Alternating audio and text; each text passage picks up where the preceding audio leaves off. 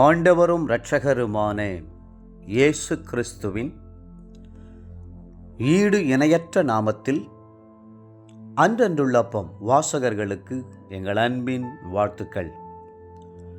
2024 ஆண்டு மே மாதம் 21 செவ்வாய்க்கிழமைக்குரிய தின தியானம். இன்றைய தலைப்பு ஆழக்கடவர்கள்.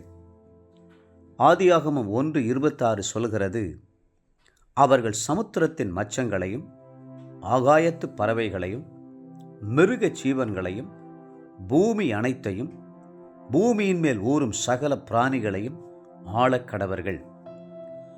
மற்ற எல்லா சிருஷ்டிகளையும் ஆளும்படியான அதிகாரத்தை மனிதனுக்குள் கர்த்தர் கொடுத்தார்.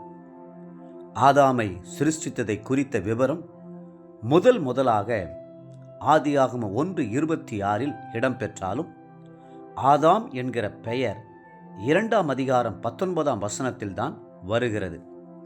ஆதாம் என்பதற்கு செந்நிற மண் என்பது அர்த்தம். ஆதாமை ஆவி, ஆத்துமா, சரீரம் உடையவனாய் தேவன் சிருஷ்டித்தார். அவனிலிருந்து ஏவாள் சிருஷ்டிக்கப்பட்டாள். இருவரும் குழந்தைகளைப் போல குற்றமில்லாதவர்களும் கபடமில்லாதவர்களுமாய் இருந்தார்கள். அவர்களை பார்க்க ஒவ்வொரு நாளும் பகலின் குளிர்ச்சியான வேளையிலே கர்த்தர் இறங்கினார், அவர்களோடு உலாவினார். ஆதாம் எந்த ஆண்டில் சிருஷ்டிக்கப்பட்டான்? ஆர்ச் பிஷப்பான ஜேம்ஸ் அஷர் என்பவர் எந்தெந்த விதத்திலோ ஆராய்ச்சி செய்து முடிவில் கர்த்தர் ஆதாமை கிமு 4004 ஆண்டிலே சிருஷ்டித்தார் என்று எழுதினார். அவர் அந்த அறிக்கையை வெளியிட்ட சில வருடங்களுக்கு பிறகு போதகரான ஜான் லைட்ஃபுட் என்பவர் கிமு 4004 ஆண்டு அக்டோபர் 23 காலை 9 மணிக்கு ஆதாம் உருவாக்கப்பட்டார் என்று எழுதினார். இந்த கூற்றுக்கள் எந்த அளவுக்கு உண்மை என்பது தெரியவில்லை. ஆனால் சிருஷ்டிக்கப்பட்ட ஒவ்வொரு மனிதனும் தன்னுடைய சிருஷ்டிப்பின் நோக்கத்தை அறிந்திருக்க வேண்டும்.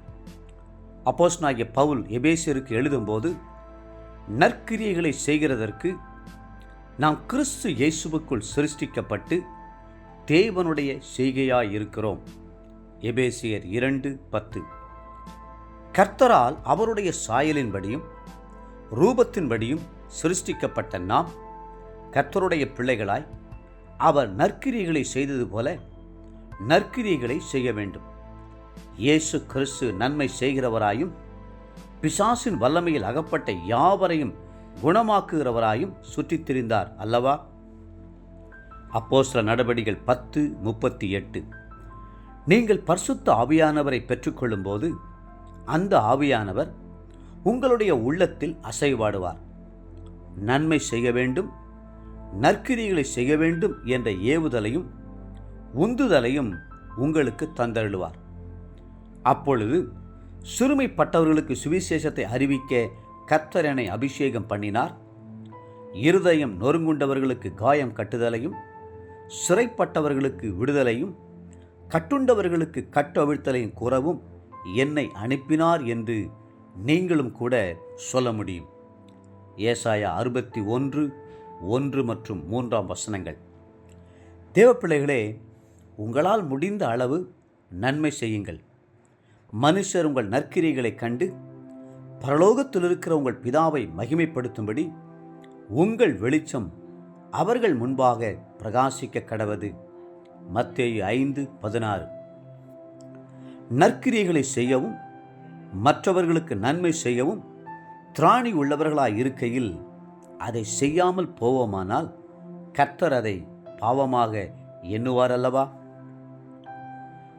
இன்றைய நினைவிற்கு தீத்து 3 அதிகாரம் 14 நம்முடையவர்களும் கனியற்றவர்களாய் இராதபடி குறைவுகளை நீக்கிறதற்கேதுவாக நற்கிரியைகளை செய்ய பழகட்டும்.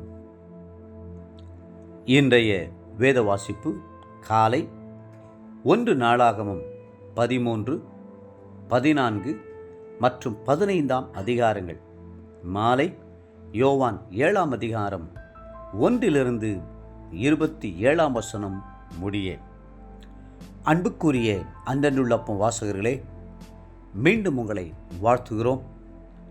நற்கிரிகளை செய்ய பழகுங்கள். கர்த்தர் தாமே உங்களை ஆசீர்வதித்து மென்மேலும் உயர்த்துவாராக. ஆமேன்.